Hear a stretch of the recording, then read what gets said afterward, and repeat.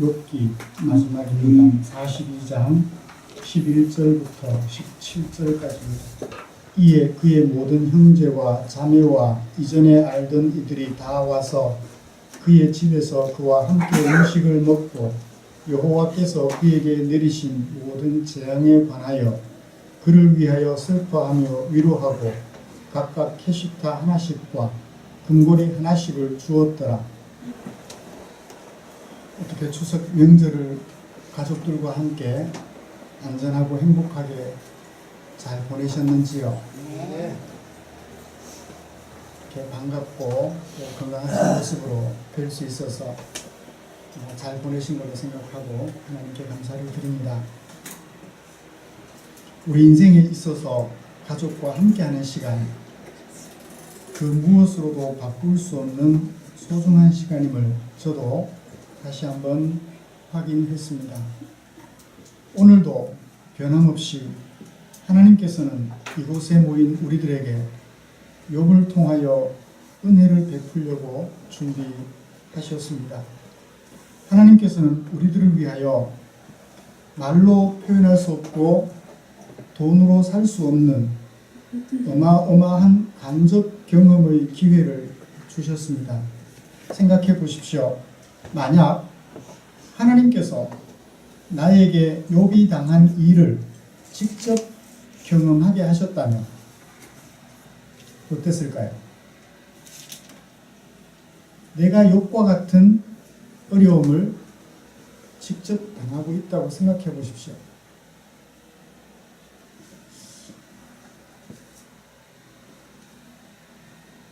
아마 내가 그런 현장에 직면해 있다면 그냥 죽어버리고 말겠다고 말할지도 모를 일이죠. 살아서 무슨 의미가 있느냐 라는 생각을 하고 극단적인 결정을 할 수도 있을 것입니다. 이토록 힘들고 놀라운 욥의 경험을 통하여 하나님께서는 우리에게 당신의 마음을 전달해 주셨습니다. 엄청난 일을 겪고 나서 욥이 전해주는 하나님의 마음. 그러므로 우리는 이 욥의 메시지를 가볍게 듣지 않도록 주의하고 힘써야 할 것입니다. 오늘도 욥을 통한 하나님의 말씀에 귀를 기울이는 저와 여러분 우리 모두를 위하여서 하나님께서는 욥기 42장 11절부터 17절까지 말씀을 주셨습니다. 저는 이 본문을 가지고 다른 생각, 다른 삶이라는 제목으로 설교하고자 합니다. 이렇게 설교하면서 욥기를 마무리하고자 합니다.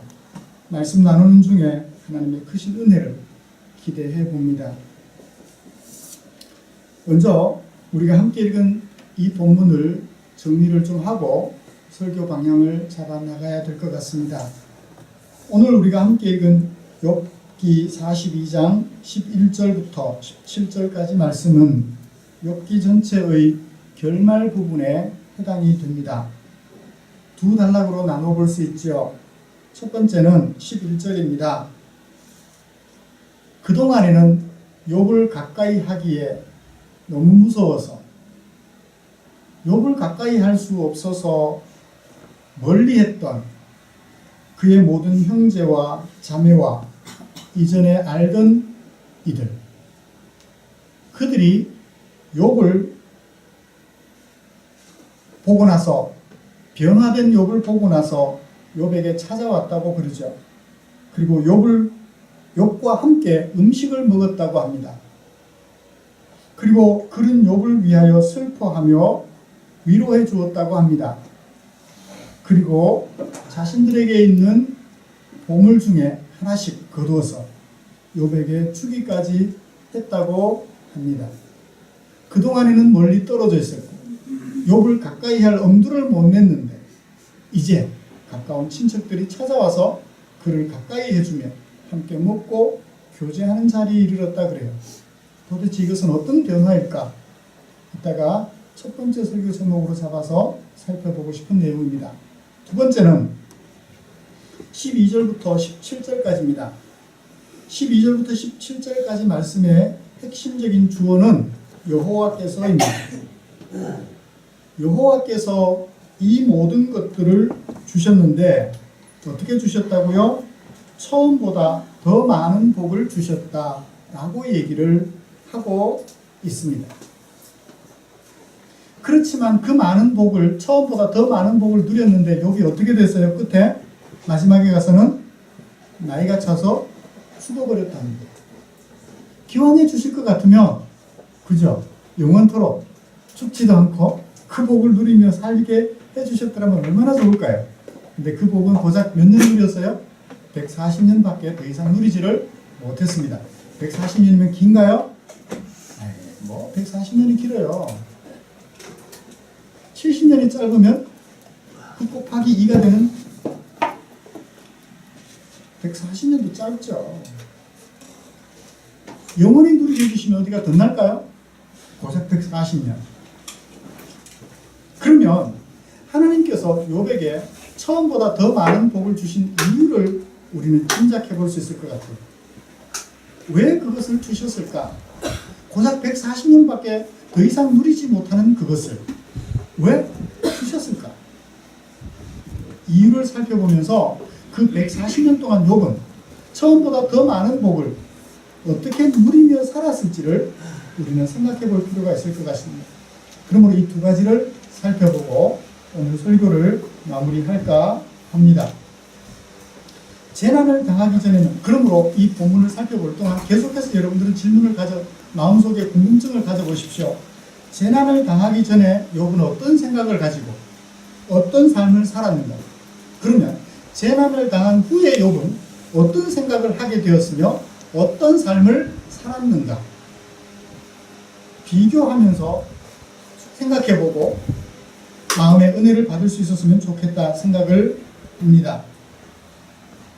하나님의 백성으로서 재난 후에 새로운 삶을 살아간 욥의 생각과 삶, 거기에 집중하면서 이렇게 말씀의 은혜를 나눴으면 좋겠습니다. 먼저 11절을 보시죠. 같이 읽어볼까요? 이에 그의 모든 형제와 자매와 이전에 알던 이들이 다 와서 그의 집에서 그와 함께 음식을 먹고 여호와께서 그에게 내리신 모든 재앙에 관하여 그를 위하여 슬퍼하며 위로하고 각각 캐시타 하나씩과 금고리 하나씩을 주었더라. 여기 캐시타란 말은 고대 화폐 단위다 라고 우리에게 소개해주고 있습니다. 금부치, 일정한 분량을 가지고 이것은 캐시타다, 1캐시타, 2캐시타, 그런 식으로 화폐 단위로 사용했던 것을 볼 수가 있습니다. 사고를 당하기 전, 재난을 당하기 전 모든 형제와 자매와 이전에 알던 이들, 욥과 어떤 관계를 가졌을까요? 어떤 관계를 가졌을까요? 19장 13절을 보면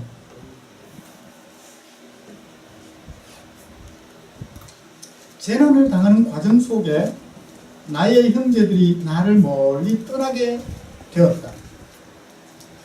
모든 사람이 내게 낯선 사람이 되었다. 내 친척은 나를 버렸고 가까운 친지들은 나를 잊어버렸다. 내 집에 머물러 사는 자와 내 여종들은 나를 낯선 사람으로 여겼다. 내가 내 종을 불러도 대답하지 아니하고 내 입으로 그에게 간청해야만 했다. 내 아내도 내 숨결을 싫어하며 내 허리에 자식들도 나를 가련하게 여기는구나. 어린 아이들까지도 나를 업신여기고 내가 일어나면 나를 조롱하는구나. 나의 친구야, 너희는 나를 불쌍히 여겨다. 욥이 재난을 당하자 욥을 가까이 했던 그동안 많은 사람들 욥을 다 떠나버렸어요. 어떤 사람이라 생각했기에 욥이 문제가 있는 사람이라 생각했기에, 하나님 앞에서 가까이 해서는 안 될 사람이라 생각했기에 미련 없이 다 떠나버렸어. 재난을 당하기 전에는 욥이 최고의 사람이라 생각하고 그를 가까이 하면 뭐가 생기니까 그를 가까이 했었으나, 재난을 당하는 순간 하나님으로부터 재난을 당했다 생각하고 다들 떠나버렸어. 사고를 당하기 전 욥의 생각과 친구들의 생각 한번 정리해 볼까요? 욥은 뭐라고 말했습니까? 나는 의롭다. 이런 재난을 당할 만큼 나는 나쁘게 살지 않았다. 그렇죠? 나는 의롭게 살았다. 그러므로 이런 재난을 당하는 나는 억울하다. 친구들도 마찬가지예요. 가까운 이웃들도, 형제들도 마찬가지입니다. 똑바로 살면 넘치게 살 텐데, 네가 알게 모르게, 우리가 모르게 나쁜 짓을 많이 했구나. 그러므로 하나님에게 벌을 받아서 네가 이 모양 이 꼴이 되었다 라고 생각을 했었죠. 욥과 욥의 친구들 모두 사고를 당하기 전에 했던 생각, 그것입니다. 건강과 부와 명예와 사회적 성공, 행복한 가정은 무엇을 살기 때문에, 어떤 삶을 살기 때문에? 의로운 삶을 살기 때문에. 이런 욥의 생각 맞나요? 틀리나요? 맞습니다. 왜냐하면 그것은 하나님께서 약속하신 것이기 때문에 그래요. 순종하면 축복을 주시고, 순종하지 않고 악을 행하면 저주를 내리실 것이라 하셨기 때문입니다. 친구들도 욥과 같은 생각을 가지고 살았어요. 문제는 무엇입니까? 무엇을 몰랐어요? 우리는 1장에서 미루어 짐작해 볼 수 있습니다. 욥이 당한 어려움은 누가 허락하신 것이라고요? 하나님이 허락하신 것이라고 알고 있습니다. 사탄이 와서 말을 했죠. 이 모든 가진 재산, 건강 다 없어져도 하나님을 경외하는지 봅시다. 하나님께서 허락하신지라. 하나님께서 허락하셨어요. 이것을 우리는 오해합니다. 하나님이 허락하셨으면 하나님이 어떤 악한 사람들을 동원해서 욥을 괴롭히라고 명령하신 것인가요? 아니에요. 하나님의 허락은 이 사건의 배경이 될 뿐, 하나님이 악한 자들을 동원하신 것은 아닌 것입니다. 이 땅에서는 의전 회의와 하나님 앞에서 벌어졌던 그 회의와 상관없이 사건이 진행이 됩니다. 하나님께서 악한 자들에게 가서 욥의 재산을 탈취하라고 보내셨을까요? 욥의 재산을 다 불태워버리라고 하나님이 불을 나게 하셨을까요? 불이 나게 하셨을까요? 아닙니다. 이 세상에는 하나님을 대적하는 자들이 있지요. 하나님의 심판과 상관없이 자연적인 재난들이 일어나기도 합니다. 대적자들은 하나님의 허락과 상관없이 자신들의 의도대로 악한 일을 일삼아요. 하나님께서는 대적자들이 악한 행위를 하면 징벌을 내리십니다. 이것은 분명합니다. 악한 행위를 하지 않았는데 하나님께서 벌을 내리실 수는 있어요, 없어요? 없어요. 그러므로 대적자들이 악한 행위를 했을 때, 그리고 하나님께서 그들에게 징벌을 내리실 때 그 사이에는 뭐가 생겨요? 공간이 생기는 거예요. 시간적 공간이 생기는 것입니다. 악한 일을 해야 징벌을 할 수 있는데, 악한 일을 하고 하나님께서 징벌을 하실 때까지 그 사이에 공간이 있죠. 이 공간 동안에는 하나님의 백성들이 무엇을 당해요? 자신의 의와 상관없이 갖가지 재난과 고난을 당하게 되어 있습니다. 따라서 지금 의로운 삶을 살아도 불의한 자들에 의하여 억울한 일을 당할 수가 있지요. 이것이 세상입니다. 하나님 앞에서 벌어진 회의와 상관없이 이 세상 속에서는 악한 자들에 의하여 의로운 삶을 사는 자들이 어려운 일을 당할 수 있다는 거예요. 이것이 세상의 모습인데 욥은 그것을 몰랐던 겁니다. 의로운 삶을 살아도 재난을 당할 수 있다는 거예요. 어떤 자들에 의해서? 재물을 탐내는 자들에 의해서, 내가 가진 재물을 탐내는 자들에 의해서, 힘을 가진 자들에 의해서 내 것을 박탈당할 수도 있다는 것을 욥은 몰랐던 거예요. 언제까지? 내게 악을 행하는 자들에게 하나님께서 징벌을 내리실 때까지 우리는 그 기간 동안 말로 상상할 수 없는 갖가지 재난을 당할 수 있다고. 여러분, 불의한 자들이, 불의한 경영자들이 돈 때문에 화물을 과적하고 과적했던 그 불의한 자들 때문에 내 자식 잃어버릴 줄 누가 알았습니까? 그렇죠? 생때 같은 250명 넘는 내 어린 아이들이 죽어버릴 줄 누가 알았습니까? 이 세상에는 이와 같이 의와 상관없이, 의로운 삶과 상관없이 악한 자들에 의하여 의롭게 사는 사람들도 억울한 일을 당할 수 있다는 사실을 욥은 그동안 몰랐던 거예요. 그 친구들도 몰랐습니다. 친척들도 몰랐고 형제들도 몰랐어요. 사고를 당하고 난 후에 자, 욥은 어떻게 생각을 하게 되었나요?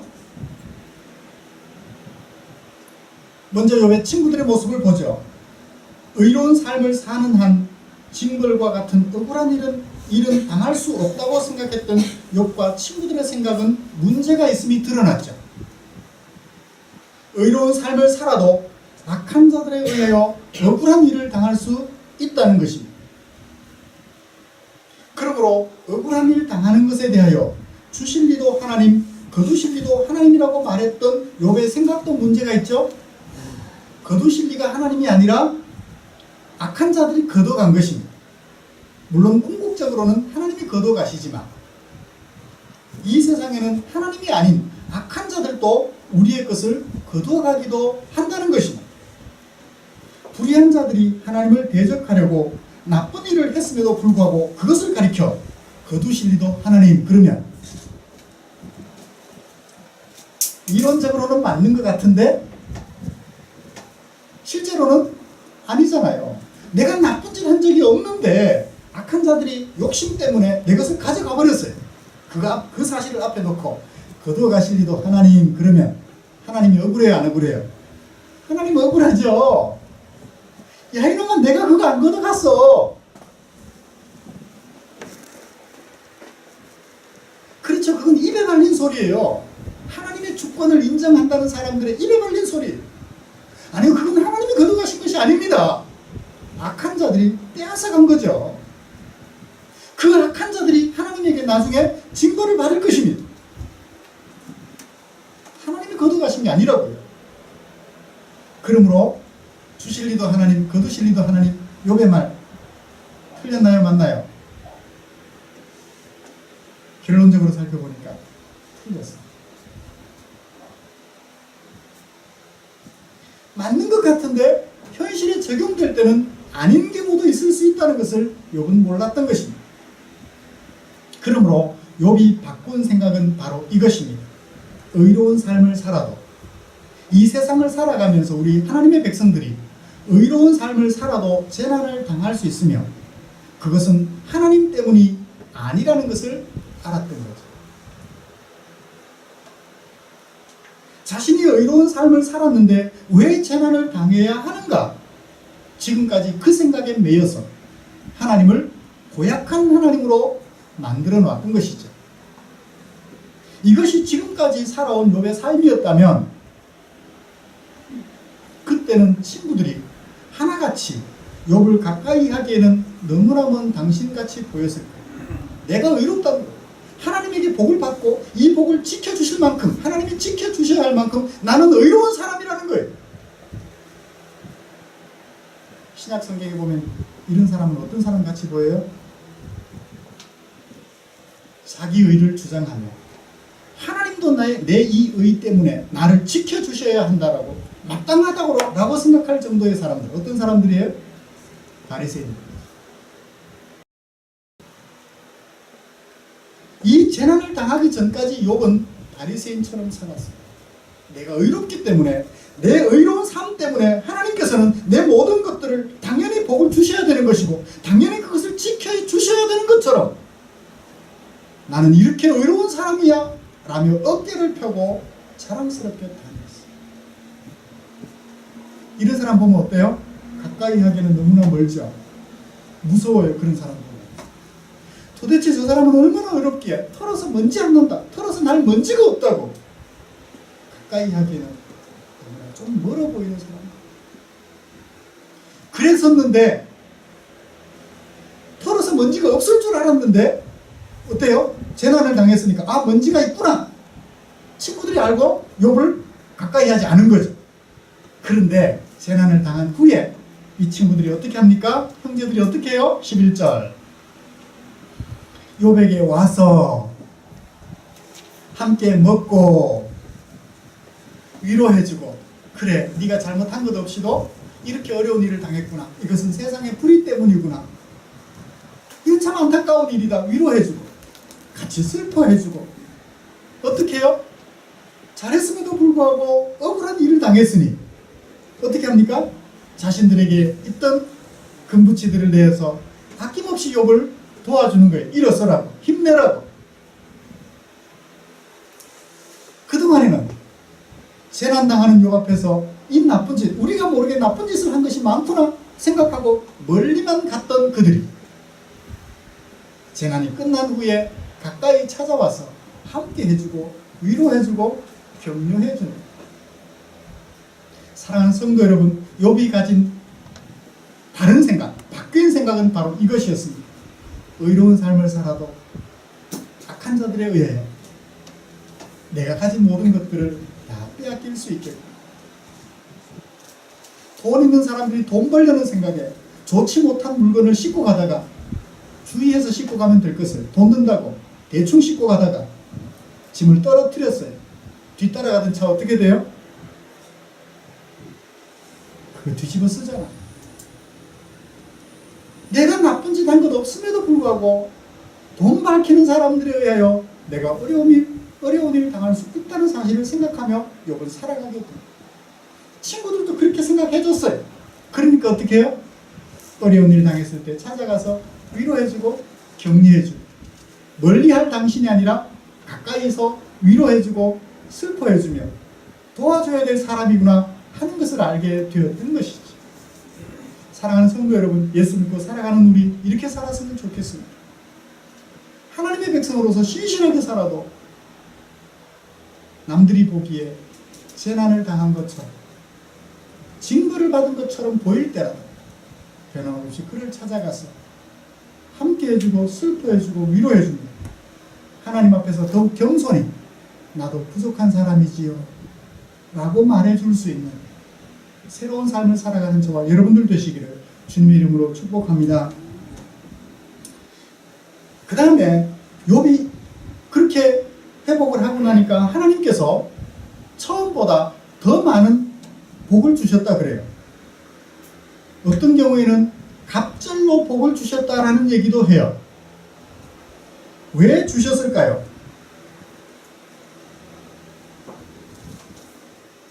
생각해 봅시다. 욥이 처음에 이 모든 것들을 잃어버리고 나서 3장에서 노래하면서 뭐라고 말했나요? 지금까지는 내가 행복했습니다. 그런데 내게 있는 모든 것들이 다 사라져버렸습니다. 그래서 이제 내게 남은 것은 무엇밖에 없습니다? 불안밖에 없습니다. 사실 지금까지 욥이 하나님 때문에 행복하다 생각하며 사는 줄 알았는데 모든 것들이 사라져버리는 순간 자신에게 남은 것이 뭐라고요? 불안밖에 없다 그래요. 그러면 지금까지 무엇 때문에 행복하다 얘기했던 거예요? 건강 때문에. 무엇 때문에? 재물 때문에. 무엇 때문에? 자식들이 형제간에 우애하며 살아가는 그 모습 때문에. 무엇 때문에?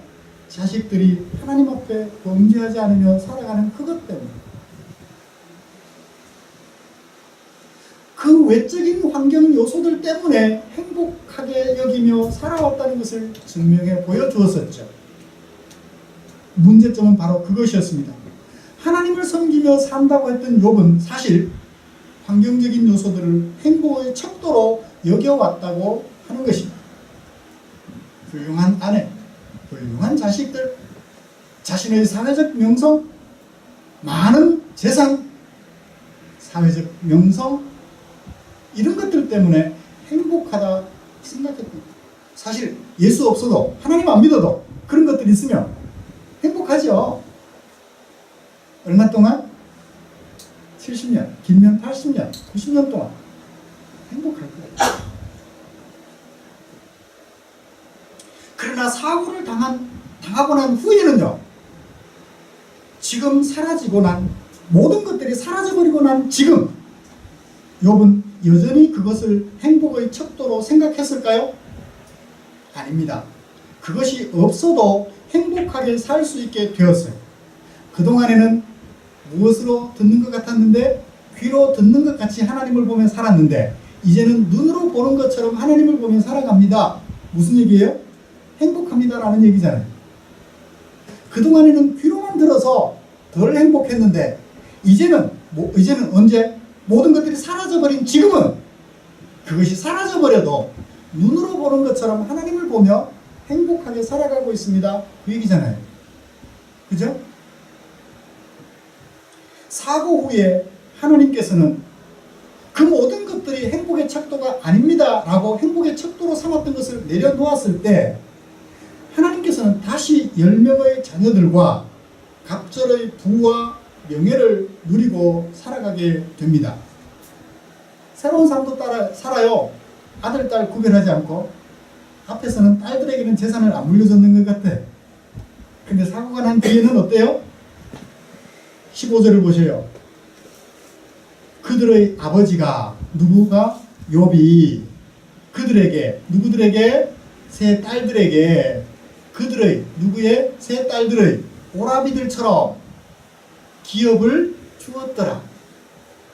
처음에는 안 줬던 것 같아요. 근데 사고가 난 후에는 아들, 딸 차별하지 않고 순해요. 새로운 삶을 살아요. 똑같이 부와 명예를 누리고 건강하게 몇 년 동안? 140년 동안. 여러분, 이쯤에서 우리는 왜라는 질문을 던져봅시다. 손석희 앵커처럼 한 걸음 더 들어가 보자고요. 왜? 하나님께서 더 많은 복을, 처음보다 더 많은 복을 왜 주셨을까요? 왜 주셨을까요? 사고 후에, 아니 사고가 안 나도록 지켜주시지. 사고가 난 후에 왜 주셨을까요? 더 많은 복을. 그것도 몇 년 후면 140년 후면 끝나버릴 그것을 왜 다시 주셨을까요? 영원토록 누릴 것도 아닌데. 그렇잖아요. 영원토록 누릴 것도 아닌데 고작 140년밖에 더 이상 못 누릴 것을 왜 주셨을까요? 다시 주신 것은 우리에게 무슨 메시지를 전하기 위함일까요? 학자들은 이렇게 해석합니다. 하나님의 백성으로서 뭔진 모르지만 잘 참고 인내하며 살아가면 하나님께서 더 많은 복 주신다.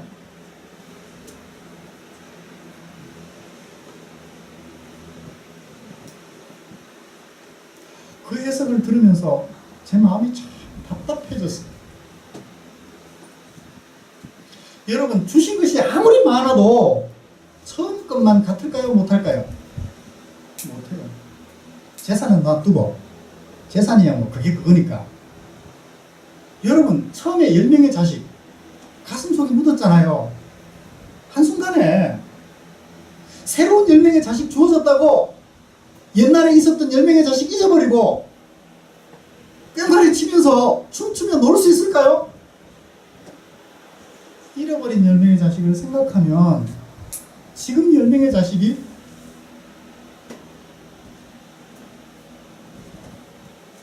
조금의 의미는 있겠지만 잃어버린 10명의 자식에 대한 슬픔을 해결해 주지는 못할 거예요. 그렇잖아요. 처음에 10자식을 죽이지 마시지. 안 그래요? 인내하면 10명의 자식 주니까? 아니요. 차라리 죽은 10명의 자식을 살려주세요. 그러면 위로가 될 거예요. 안 그렇습니까? 새로운 자식 10명 주지 마시고 죽은 자식 살려주십시오. 능력이 한없으신 분이시니까. 그거 못하시겠어요? 그러므로 인내하면 더 많은 복 준다? 이 해석은 좀 답답한 것 같아요. 그러면 왜? 왜 주셨을까요? 다시 한번 질문해 봅니다. 하나님께서 처음보다 더 많은 복을 주신 이유는 무엇일까요? 죽음 이후의 세상에서 누리게 될 영광과 행복을 보여주기 위함이 아닐까요? 이미 죽은 10명의 자식은 어디에 있나요? 하나님과 함께 있어요. 지금 새롭게 낳은 10명의 자식은 누구와 함께 있나요? 하나님과 함께 있어요. 지금 새롭게 태어난 10명의 자식은 자기도 함께 있고 하나님과 함께 있고, 이미 죽은 자식은 자신은 함께 있지 못하지만 하나님과 함께 있어요.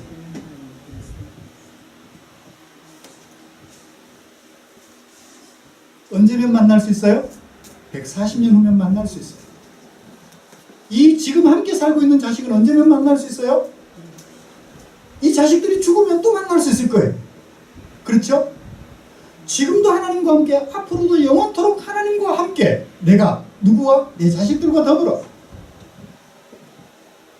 이것을 보여주기 위하여 이미 자식과 과거의 자식들을 함께 보여주시는 것이 아닌가라는 생각을 해봅니다.